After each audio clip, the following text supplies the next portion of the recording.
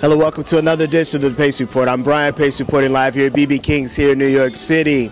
Tonight, blessing the band stage is Detroit native Dwele, and his latest CD, Greater Than One, is a little different than all the romantic ballad types of records that he's recorded in the past. In fact, this is more of a party-oriented record with collaborative efforts with the likes of rapper Black Milk, who also hails from Detroit, as well as R&B crooner Raheem DeVaughn. We sat down earlier and we talked about the concept of this new album. We talked about his origins growing up in Detroit, as well as talk about how he's developed the art for writing both the party songs as well as his signature soul ballads. So sit back, relax, and enjoy the sounds of Dwele live here at BB King's here in New York City. I can never love that, nobody else but you. You sexy as hell, but you know my girlfriend too. She say things about you, like how you freak at night, how you do things you never, I never get the pleasure. Because in the morning after, it's shame she feel inside. It's the lecture I'd have to sit through, how her mama raised you right. Y'all both rock different hairdo, but y'all kind of really lie. I know the way I tell this young woman feels right. I won't back. Girl, I'm cheating on my girlfriend. So I'm cheating on my girlfriend.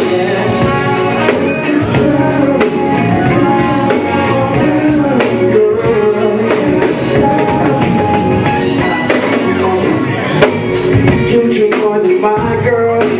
She keeps the business full. She dresses warm in the summer, but you don't make clothes. I remember the other day, baby, since your dozen of lost and roses, you told me never ever send roses. You would rather be simple to the other, and then you took off your clothes. You asked me who I wanted. It's the last one I suppose. We tussle into the moonlight, afraid for every day. I fell asleep with my love affair and woke up next to my girl. Yeah, yeah. I'm cheating on my girlfriend. Yeah. Said I'm cheating on with my own. Yeah. Brother, you've come a long way since Harmony Park, man. Cafe Mahogany, man. Yeah. I mean, this is your 5th CD, and Greater Than One, you're doing a little musically, you're musically, sonically, you're going somewhere differently on this one. Yeah, I feel like this one has more of an 80s feel to it, more so than you know, my previous albums. It wasn't intentional, it just kind of happened. I didn't notice it till I was like 3 or 4 songs into the album, and I played them back to back. I said, you know, it's really got an 80s feel, like the synths and, you know what I'm saying, and different elements like that. But I think it's a good marriage between like the live instrumentations and, you know, the vocal harmonies like I usually do. You know, I think it was a good marriage this time around. You know, I'm looking at your band, and again, like I said, you've come a hell of a long way from Harmony Park. I mean, you playing trumpet, and you got 2 horns, and you alternating between the Fender Rhodes and also live instrumentation.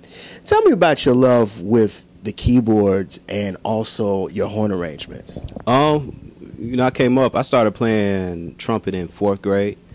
So that's always been a part of me. I came up listening to like Miles, Freddie Hubbard, you know, so I think trumpet is definitely a driving force, you know, in my music, and sometimes in the way I do harmonies, you know, vocally.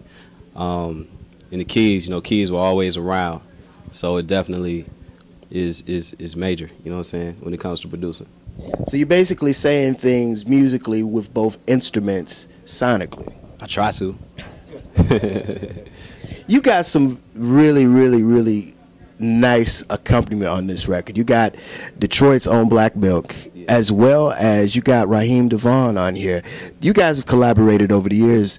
Tell me about your partnership with Raheem and him musically, because he's going in another direction musically also. Yeah, Raheem, that's my dude. You know, I actually met him for the first time working on the Subject album. We worked together on the song Possible. You know, he wrote the song for me. I went in, styled it, you know what I'm saying? So it was nice work. You know, we worked well together. He's quick when it comes to like penning in the studio. You know what I'm saying? He works real quick. We worked again later on my album, then his album, then my album again. You know, and the women love it. You know, the women love it. I love it. You know what I'm saying? So definitely, it's always fun working with bro though. You know, this album, of all of your recordings, this seems to be a little more party oriented versus some of your other mellow and more romantic works. Yeah, I think I don't know if it's just me or if it's with all musicians or writers or artists, but sometimes when people coin you as, you know, the ballad singer, you try to step outside of that box a little bit, you know. So I think I spent my whole career trying to step out of that ballad box. Why'd you decide to do that? I mean, because it works for you. It's just because, you know, it's like, okay, I'm known for that. Now let me try to do something else. You know, I think even when I try to do party joints, it's still kind of like, you know, relaxed, laid back, and mellow. But, you know, up tempo. I hear like I'll do an up tempo joint, 120 BPM, and they'll be like, yeah, that's a slow joint. That's a mid tempo. It's like it's not mid tempo, but I guess it's what I do around it that kind of gives it that in the cut feel to it. You know what I'm saying? So. Yeah, this time around, you know, I took him to the club a little bit, a couple times. Yeah, I know that you endorsing Patron on this one. Yeah, they need to cut me a check. Cut it. Tell me about that. I mean, you have a name, a code name for Patron, which I think is one of the standout tracks of the album. Patrick Ronald. That came up. We came up with that. We was in Detroit one summer day riding bikes. We stopped at a bar, and you know, it was an outdoor bar. You know, we ordered some beers, and I was like, a round of Patron for everybody. And he was like, yeah, some of that Pat Ron. And I was like, Patrick Ronald for everybody. And everybody started laughing. And somebody was like, you need to make that into a song. So I went to the studio that night and did that. Patrick Ronald. Accept me as your king. In return, my tongue will love you. My hand, your neck, no screams. Tap me once if it's too much pressure. Tap twice if you need to breathe. Don't please stop if you're not ready. Before you think to me, oh, yeah. Oh, as I don't get mad if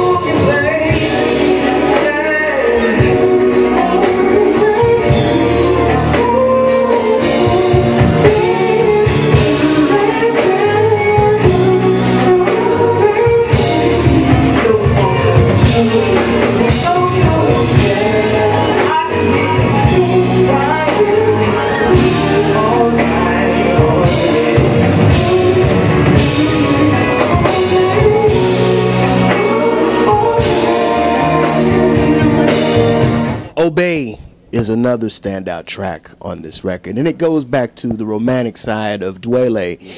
Tell me about how you envision writing songs for the women. I mean, because that's a very hard thing. R. Kelly is masterful at doing it. Smokey is doing it, has been doing it, and you've done a very good job of writing romantic stuff too.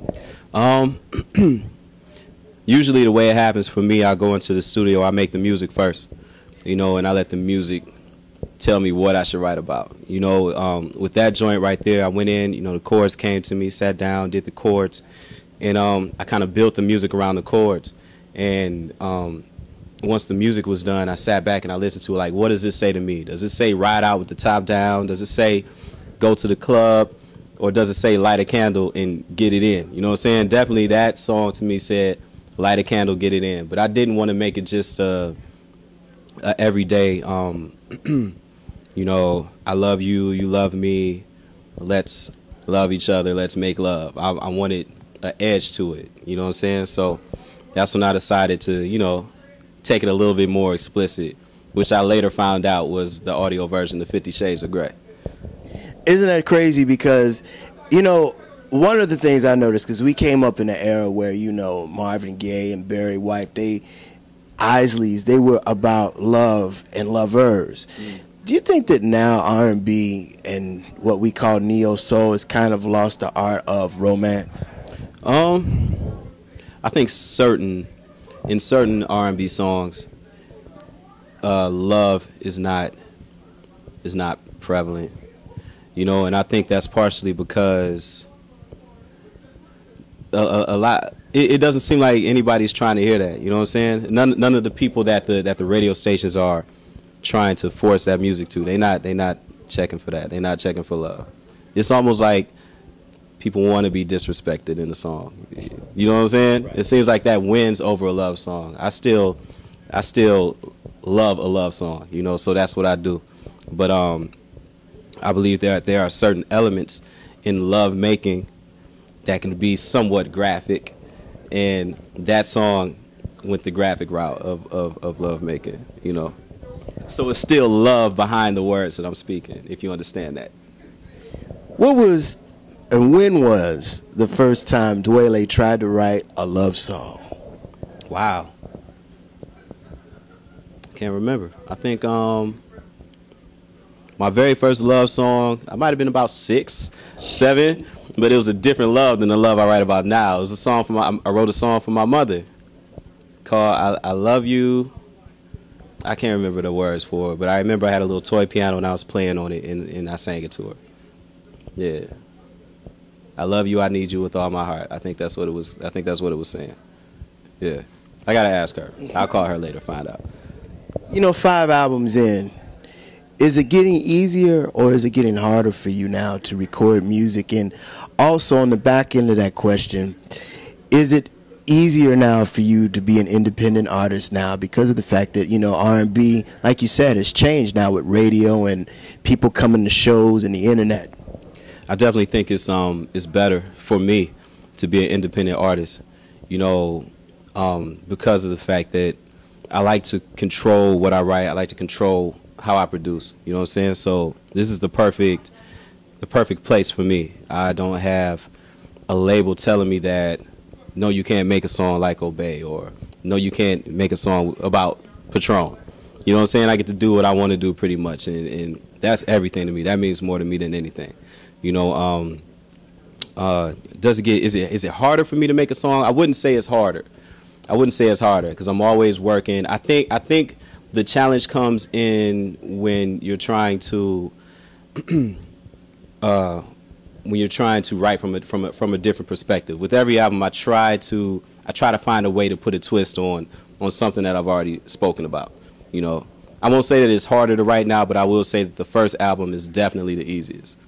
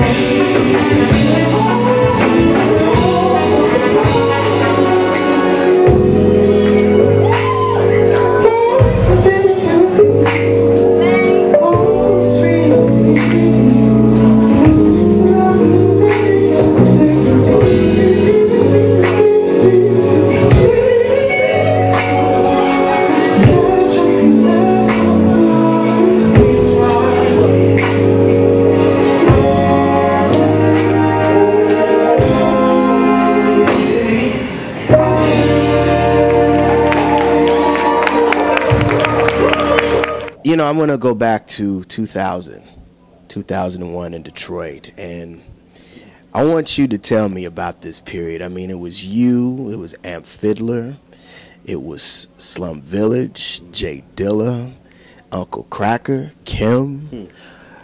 there was a lot, Enid Savat, there's a lot of talent coming out of Detroit at that period.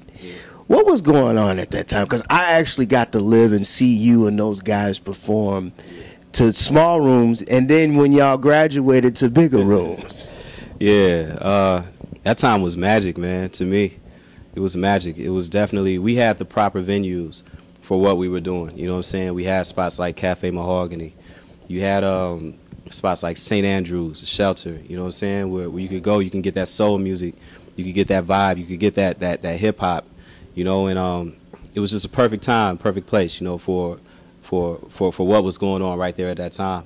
I definitely love where we are right now, and it's a blessing that, you know, what was that, 13 years later, I still have an opportunity to, you know, come out and do what I love to do, and people are checking for it. I love it. What is it about Detroit? What is it about the energy and the synergy of not just soul music, but there's jazz and there's rock and there's house? I mean, what is it about that city, from your perspective, that keeps producing the quality talent that you and Kim and everybody else has produced to the world? I always say it came from the fact that Motown was there. You know, even if we're not direct cousins of, you know, Stevie or Marvin Gaye, I would say that back in our fathers, mothers, aunts and uncles' day, you know, Motown was what was popping. That's what Detroit was known for. So they like, oh, you know, I'm in Detroit. Let me go pick up a guitar. Let me go learn a chord on the piano. Let me go learn these drums. You know, and I think Motown rubbed off on the city that way. And in turn, music was prevalent in the city. And we came up under that. We came up under good music. So in turn, it was kind of passed down to us, you know, and through Detroit's, you know, hardships in the past, we had a lot to talk about, you know. So I think that's where the writing comes from, and it's just kind of solidified there now, you know. It's in the water, you know what I'm saying, the music, the feel, and it's just home to a lot of different vibes, you know. It's a lot to pull from when it comes to music. You know, Black Milk is on your current CD, and you know, he's a disciple of, God rest his soul, Dilla. And do you think that hip hop and soul moving forward from Detroit, there's going to be some new voices coming out? Definitely. You mean from Detroit City? Yeah, definitely. You know, Detroit is still home to a lot of underground talent, you know, vocally, as far as hip hop goes. And it's just a matter of time, you know. You see it bounces around every 5 to 10 years, you know, from the South being hot, or from Cali to being hot, to New York, to the South, you know. So it bounces around. It's, you know, it's just a matter of time. It's all about the right time, right place, you know, for Detroit, and it's definitely gonna happen. What soul music mean to you, Dwele? Soul music to me is expression. Soul music is medicine. Soul music to me is my heart. It's what I feel. It's what I know. You know, that's how I tell my story. It's my journal. That's my diary. That'll do it again for another edition of the Pace Report. I'm Brian, Pace reporting live here at BB King's here in New York City. I'd like to personally thank Dwele for his time, as well as the staff and management here at BB King's. As always, please visit my website, www.thepacereport.com, for my weekly column, as well as my past segments. Until next time, remember, if it's in the groove, it'll make you move. Till next time, peace.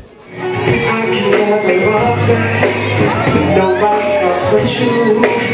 You sexy as hell, but you know my girlfriend too. She say things about you, like how you freak at night, how you do things you never, I never get the pleasure. Because in the morning after, the shame she feel inside, it's the lecture I'd have to sit through. How her mama raised you right, your whole right different hairdo, but you're kind of really lie. I know you will, so this is how we feel right. Girl, I'm cheating on my girlfriend. So cheating on my girlfriend.